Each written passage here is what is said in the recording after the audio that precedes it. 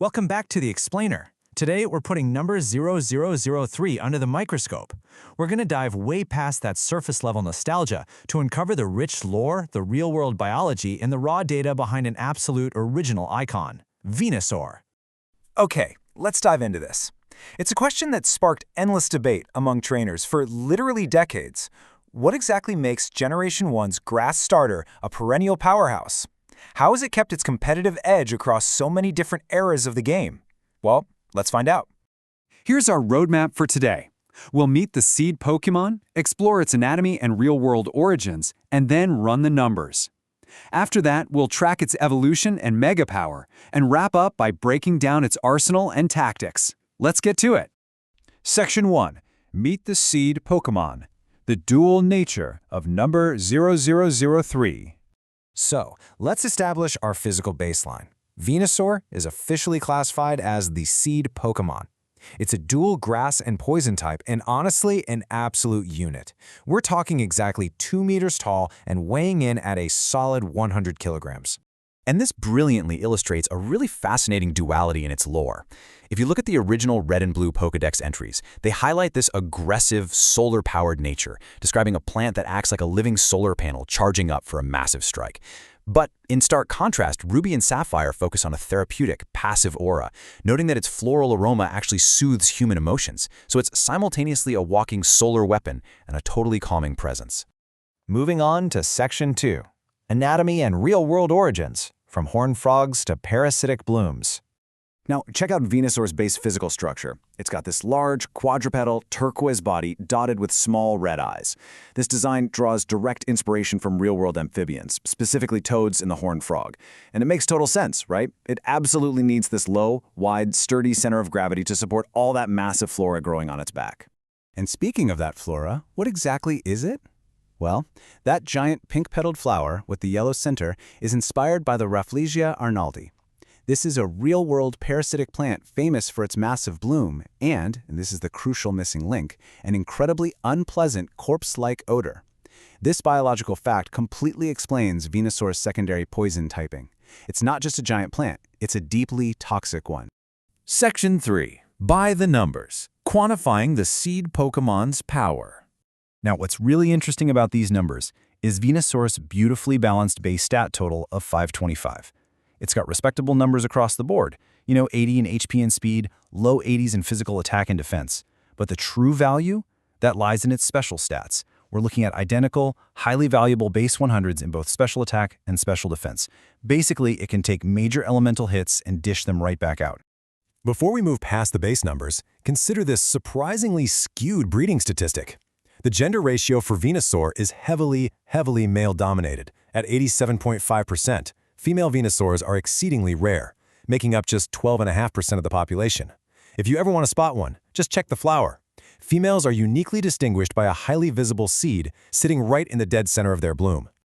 Out on the battlefield, that grass and poison typing creates a genuinely fantastic defensive wall. Venusaur takes only half damage from fighting, water, electric, and fairy-type attacks, and a mere quarter damage from other grass moves. Resisting 5 incredibly common attack types is exactly what allows it to just anchor itself on the field and stay there.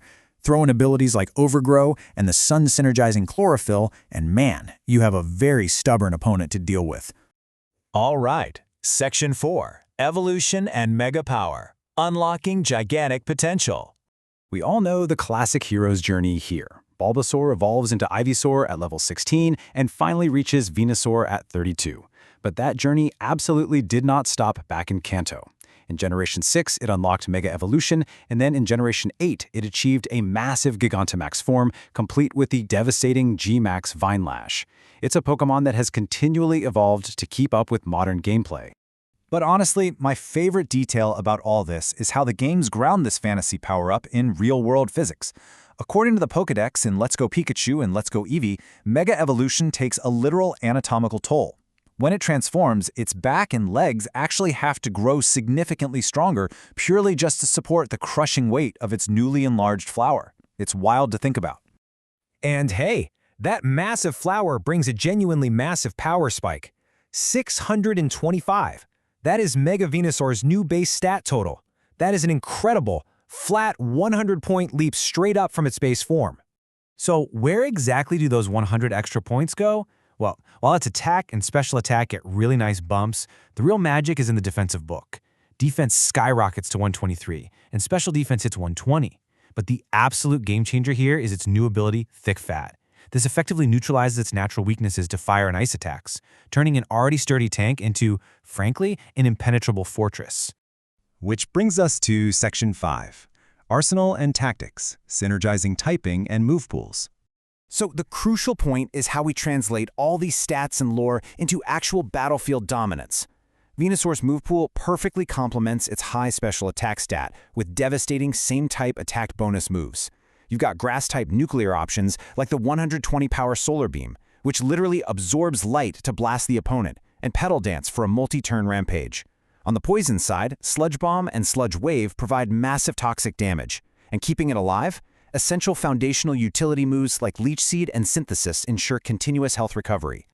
When you put it all together, you get this beautiful tactical combat flow. Step 1. Absorb. Use its plant-based traits like Synthesis or Leech Seed to siphon health and ensure its stream longevity. Step 2. Charge. Gather solar energy directly into that massive floral bloom. And Step 3. Annihilate. Unleash those devastating 120 power moves like Solar Beam or Power Whip. Its biology and move pool essentially combine to create a completely self-sustaining engine of destruction. It really is a perfect design right down to the linguistics. The name itself actually tells the whole story.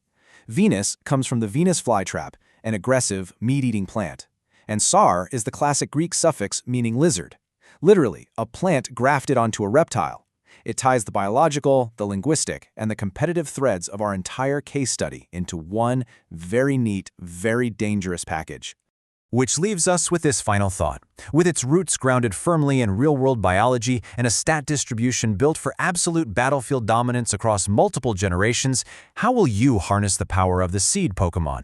Think about that the next time you see that giant flower across the field. Thank you so much for joining me for this explainer. I hope you found it as fascinating as I did. Keep learning, keep exploring, and I'll catch you next time.